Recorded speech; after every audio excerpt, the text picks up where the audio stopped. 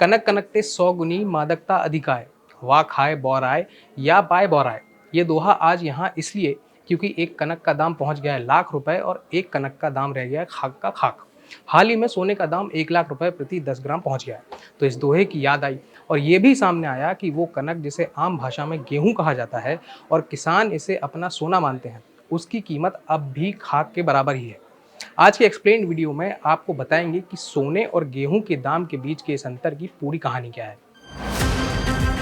आज़ादी के बाद से लेकर अब तक कितना बढ़ा सोने का दाम और गेहूं का अब तक का पूरा हाल, जिसे जानकर आप भी रह जाएंगे हैरान।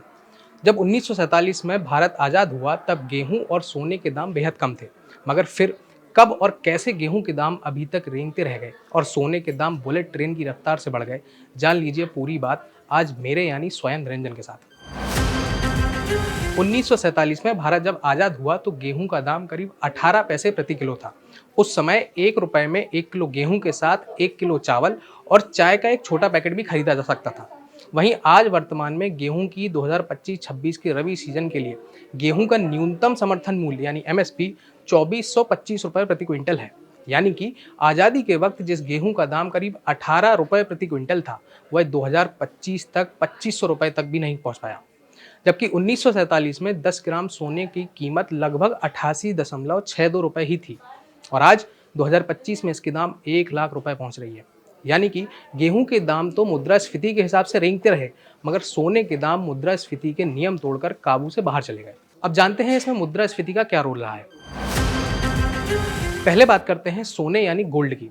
1947 में 88.62 रुपए प्रति 10 ग्राम की कीमत मुद्रास्फीति के हिसाब से 2025 में लगभग 10,000 या 12,000 रुपए होनी चाहिए थी, लेकिन सोने की वास्तविक कीमत 91,100 रुपए है। साफ है कि सोने की कीमत मुद्रास्फीति से कहीं अधिक बढ़ी है। इसका कारण वैश्विक मांग, निवेशकों का विश्वास और मुद्रा अवमूल्यन है। गेहूं की बात करें तो 1947 में करीब 18 रुपए प्रति क्विंटल की कीमत मुद्रास्फीति के हिसाब से 2025 में लगभग 2,000 या 2,500 रुपए होनी चाहिए थी, जो वास्तविक कीमत 2425 रुपए के करीब ही है। यह दिखाता है कि गेहूं की कीमतें मुद्रास्फीति के साथ लगभग समान गति से ही बढ़ी हैं। दरअसल 1947 में जब भारत ने स्वतंत्रता हासिल की तब अर्थव्यवस्था मुख्य रूप से कृषि पर ही आधारित थी। उस वक्त कीमतें आज की तुलना में बहुत कम थी। 1940 के दशक में भारत में मुद्रास्फीति की दर अपेक्षाकृत कम थी, लेकिन द्वितीय विश्व युद्ध का असर और स्वतंत्रता के बाद भी आर्थिक अनिश्चितताओं ने गेहूं और सोने की कीमतों को प्रभावित किया। आज़ादी के बाद के कई दशकों में भारत ने औद्योगिकरण और हरित क्रांति को देखा।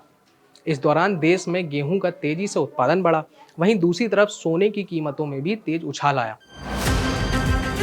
साल 1964 में सोने की कीमतें सबसे कम थीं, जब 10 ग्राम सोना 63.25 रुपए में बिका।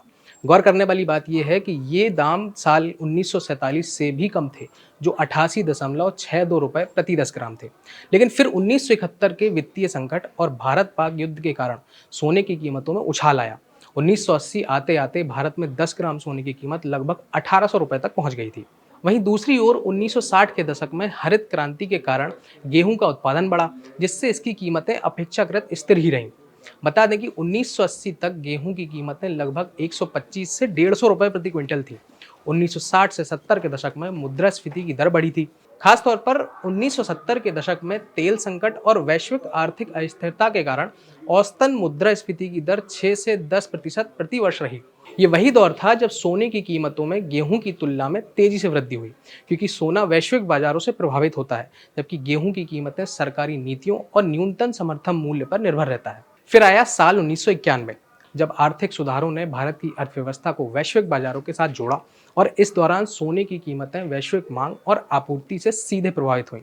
लेकिन वहीं दूसरी तरफ गेहूं की कीमतें सरकारी समर्थन पर निर्भर रहीं और स्थिर ही रहीं। 1990 में 10 ग्राम सोने की कीमत लगभग 3200 रुपए थी, जो 2000 तक बढ़कर 4400 रुपए हो गई। लेकिन वहीं गेहूं की कीमतें साल 2000 तक लगभग 600 से 700 रुपए प्रति क्विंटल ही थी।